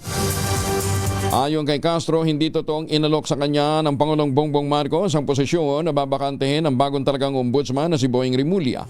Tumanggi naman itong sagutin kung handa siyang tanggapin ang tungkulin bilang Justice Secretary kung sakaling iaalok sa kanya. Iginit ni Castro sa ngayon, wala pang nababanggit ang Pangulo ng mga pangalan na pinagpipilian para sa nasabing posisyon. Unang-una po, hindi po natin alam kung saan nagsimula yan. So, wala pong katotohanan yan. But will you accept, ma'am, the position if the President offered it to you? Hypothetical question. I cannot answer. Weh. Pero top contender daw si Michael Aguinaldo ng Philippine Competition Competition Commission. Nakasama din doon sa doon sa ang tawag dito, mga pinagpilian sa ombudsman. Nababanggit din yung pangalan ni dating Chief Justice Dado Peralta. Walang nakikitang dahilan ng Malacanang para bawagin ang Independent Commission for Infrastructure kasunod ng pagkakatalaga sa bagong ombudsman. Ayon sa Palace Press Officer na si Claire Castro, maraming ibang kasong tinatrabaho ang Office of the Ombudsman kaya hindi maaaring ipaubaya rito ang pag-imbestiga sa manumalyang infra projects ng pamahalaan. Sinabi ni Castro, ang Independent Commission ang tututok sa pangangalap ng may ebidensya kaugnay ng flood control scandal na i-review naman ng Department of Justice at ng Ombudsman. Sa pamamagitan na niya nito ay mapapabilis ang paghahain ng kaso ng DOJ at ng bagong ombudsman na si Boying Rimulya laban sa mga sangkot sa katiwalian. Hanggang kailan tayo aabutin para matapos ang isang kaso? So kailangan po talaga na may isang independent commission na siyang tututok at magkokolekta, mag-iimbestiga ng mga dokumento para po pag naibigay po ito at mairekomenda for filing, i-reviewin na lamang po ito at kung tapos na po ang pag-review at nakita meron dapat na sampahan ng kaso, mas mabilis magsasampa ang kaso ang DOJ at ng Ombudsman. Iginit naman ni Senate Minority Leader Peter Cayetano na dapat nang ilabas ng Department of Public Works and Highways ang listahan ng mga ghost flood control projects. Sa panayam ng DCRH at radyo natin, sinabi ni Cayetano na 90 days na mula nang pumutok ang issue ng mga anomalyang flood control projects, ngunit wala pa rin anyang listahan ng mga guni-guning proyekto. Gate ni Cayetano, sa tagal ng investigasyon ay baka hindi na ghost ang ilan sa mga ito. Walang active ngayon. But if it falls in our lap, sumama yung iba, etc. Kung opposition ka, you always want to be administration. Kung minority ka, you always want to be majority. But I really think right now, it's more of our supporters. Vigilant ang supporters ni Senator Soto and their majority na wag sila mapalitan kasi they believe in what they're doing. Pero very enthusiastic, active ang supporters ng minority na dahil naniniwala din sila na may magagawa kaming mabuti. Itinanggi din ng Senate Minority Leader na si Senator Alan Peter Cayetano na may aktibong pagtatangka upang mapatalsik sa pwesto si Senate President Tito Soto. Kasunod dito ng umugong na balita na manoy magkakaroon na naman ng panibagong balasahan sa liderato ng Senado. Ayon kay Cayetano, walang mangyayaring palitan ng Senate leadership. Lalo na ngayon dahil wala namang sesyon at matibay at masaya naman ang samahan ng majority bloc. Wala rin na niyang aktibong pangangampanya sa hanay ng minorya upang makakuha ng dagdag na suporta tungkol dito. Grabe ang problema ng bansa. It's really about the Senate being a salt and light, providing a vision for our people. Right now kasi the Senate is part of the problem. And it's not the fault of Senator Soto, it's not the fault of Senator Cheese, it's not the fault of Senator Migs. It's just the circumstance. Bagong balita, bagong impormasyon. Kasama si Kuya Angelo Palmones. Magandang umaga, Pilipinas! 32 makalipas ang alas 5 na umaga, isa ho sa mga nagsampa ng reklamo laban po kay Boying Rimulya, no ha? At kumukwestiyon doon sa pagkakatalaga, actually hindi pa tinatalaga sa ombudsman, ay si Attorney Israelito Torion. Attorney Torion, magandang umaga sa inyo. Kumusta na ho kayo? Oy, magandang umaga po, Sir Angelo, and good morning everyone. This is Attorney Israelito Torion po. Opo. Good morning. Anong nangyari na doon sa kasong ipinal ninyo nila Mayor Baste? Grabe nga, very interesting and shocking because if you remember, the members of the Duterte families through Mayor Baste on September 15 now filed 9 counts of criminal cases, 9 kinds of criminal cases, 14 counts lahat-lahat before the office of the Ombudsman here in Davao City. Kasi taga dito naman sila, pwede naman yun i-file dito. And that was filed against Justice Secretary Crispin Rimulya and other high public officers such as his brother, si the ALG Secretary John Vic. Pero ang nangyari po doon, on the next day, on September 16 po, nagpalabas po ng sulat po si Acting Ombudsman Dante Vargas na ipa-undocket yung mga criminal complaints na yon at ipa-transmit sa Manila yung mga records ng mga cases. But perhaps he realized and through the reply of Deputy Ombudsman Law na meron palang memorandum order si dating Ombudsman Martires dated May 5 of 2025 ordering the twin docketing of criminal and docket cases and administrative cases rather. Na-docket na kasi kaagad yung aming kaso na final. So ang nangyari po, pinatransmit the next day and then pagka 17, nag-issue siya ng September 17, ng dalawang office orders suspending the implementation of the May 5, 2025 order. So, yun yung nangyari to justify na bakit niya pinaandakit yung yung kanyang yung kaso na na-file namin. Ang problema dun, September 15 yung na-file namin, yung office order niya September 17. Allegedly, mayroon yung 10 days pala na retroactivity. Pinapa-retroactive niya yung effectivity ng kanyang office order for 10 days. Pwede ba yun? Ang problema naman nito is if you will follow his ang first question dun, can an acting ombudsman issue an office order that will supersede memorandum order of a full ombudsman, no? Kasi si Ombudsman Martires, ombudsman yun he really went through the process, ang tagal niya. Pero kanyang memorandum order, pinasuspend lang ng isang acting ombudsman. Pangalawa, meron pang office order na na mag-retroactive effect. Ang problema niyan, selective pa. No? So, ang aming tingin, hindi talaga po pwede ang office order na mag-supersede ng isang memorandum order at pabalik, retroactive yung effectivity. Selective pa, bakit? Kasi nung September 7, merong COA fraud report na final yung COA against finurnish yung ombudsman against certain DPWH officials. Tapos, nung September 11 din, si Vince Dizon filed a complaint against DPWH officials and allegedly meron pang preventive suspension order na pinasa si acting ombudsman Vargas.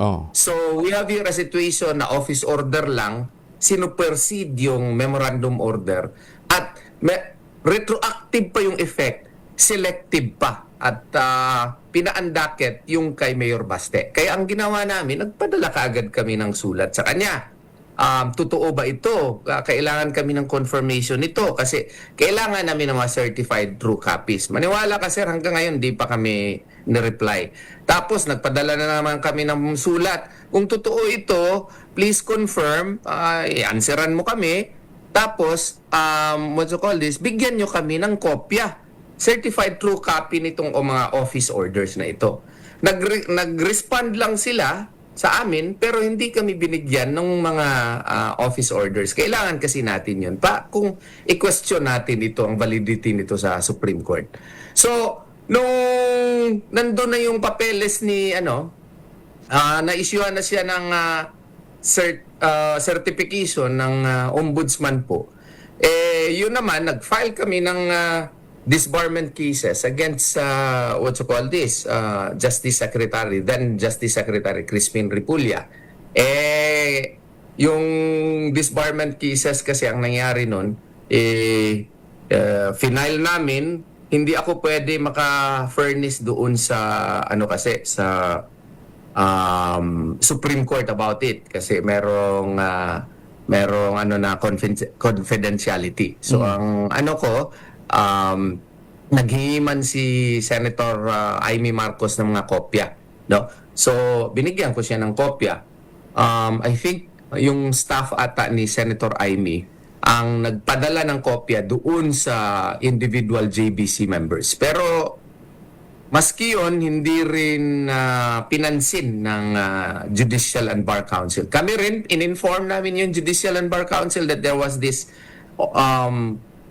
there were cases filed against Crispin Remulla but hindi rin pinansin yun. Hanggang sa na-appoint po si Crispin Remulla ngayon as ombudsman. Ang sabi ko kasi doon sa deliberasyon nung humarap si Justice Jose, sino nga yun? Yung Justice na anyway, may mga pagtatanong si Senator Marcoleta. Ang sinasabi niya, buong JBC naman yung nagdesisyon, hindi lang naman buong JBC. Sabi niya, nagbigay ng 5 boto So, lahat daw yung mga issue na yun were weighted. tinimbang.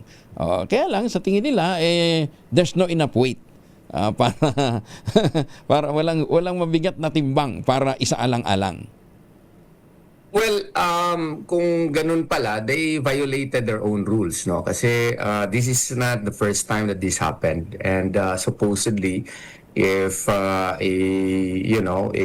aspirant to become an ombudsman or any position for that matter that would require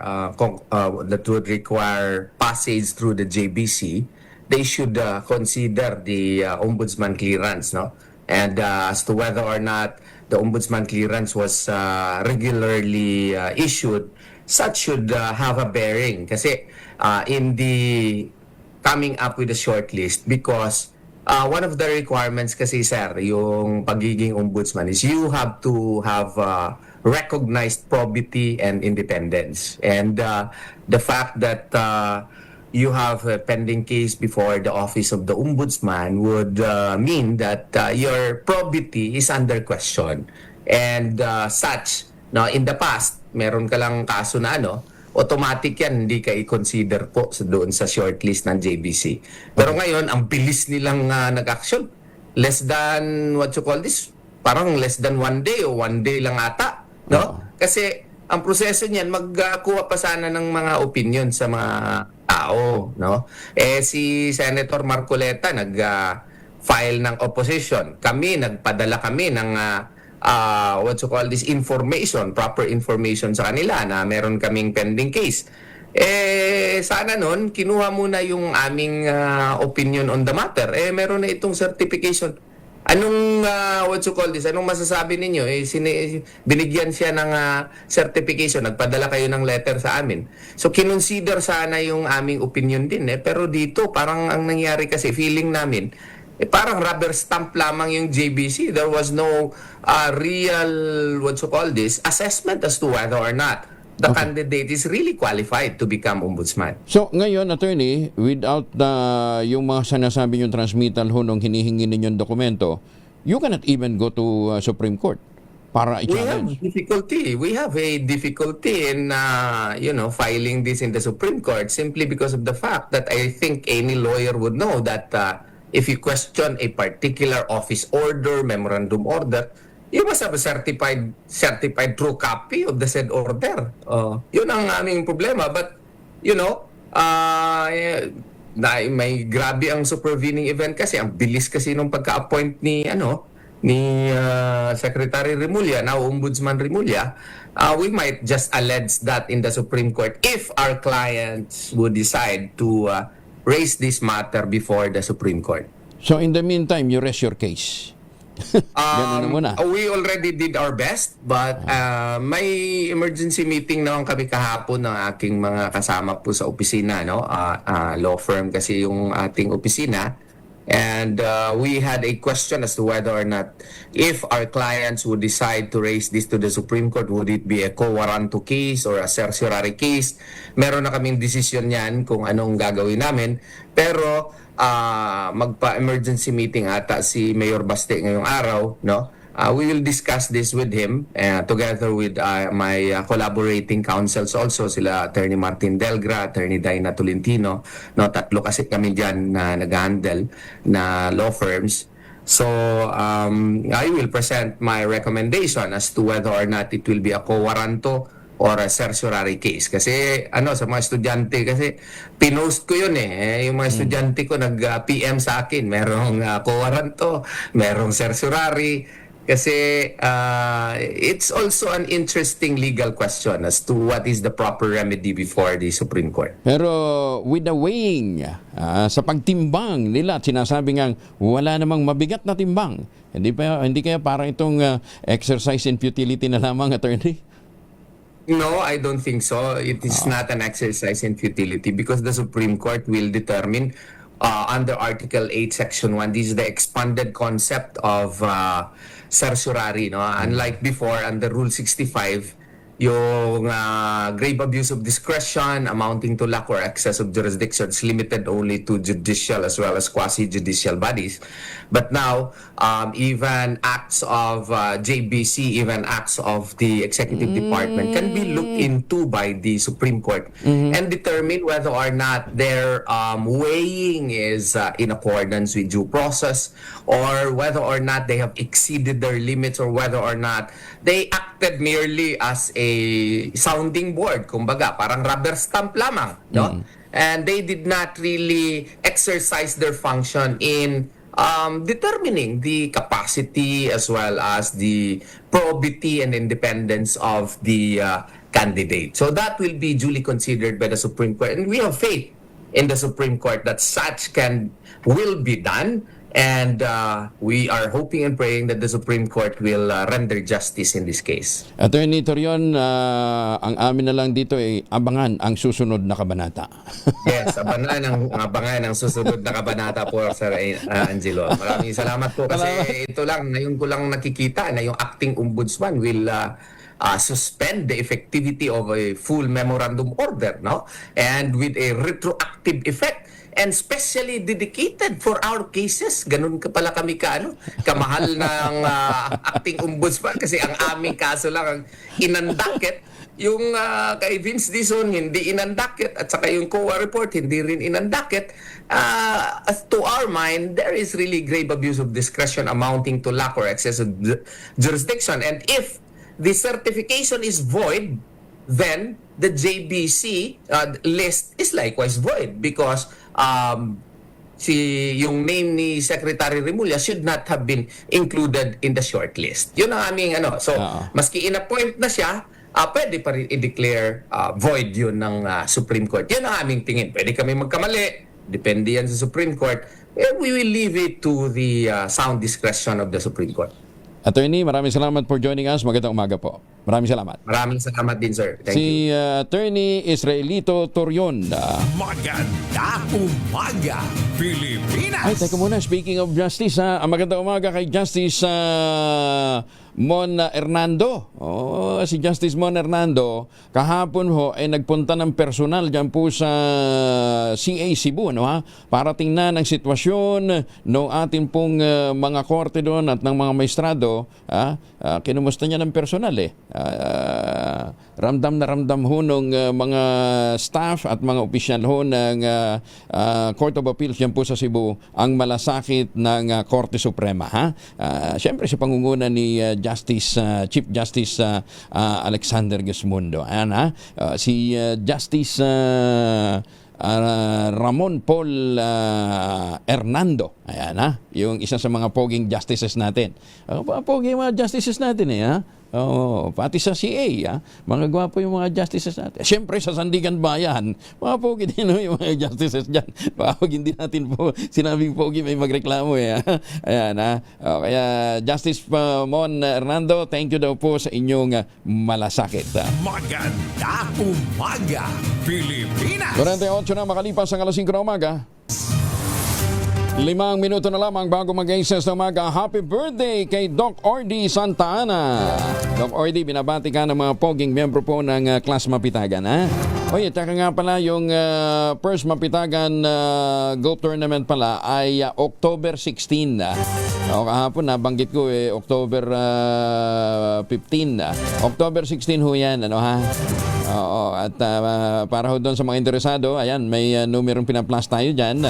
Tawagan nyo na lamang ho sina Sir Ted at saka si hindi ko makita Ayan, basta doon sa mga gustong mapasama dito ho sa First Mapitagan Golf Tournament. Yan po ay sa October 16, yan po sa Camp Aguinaldo.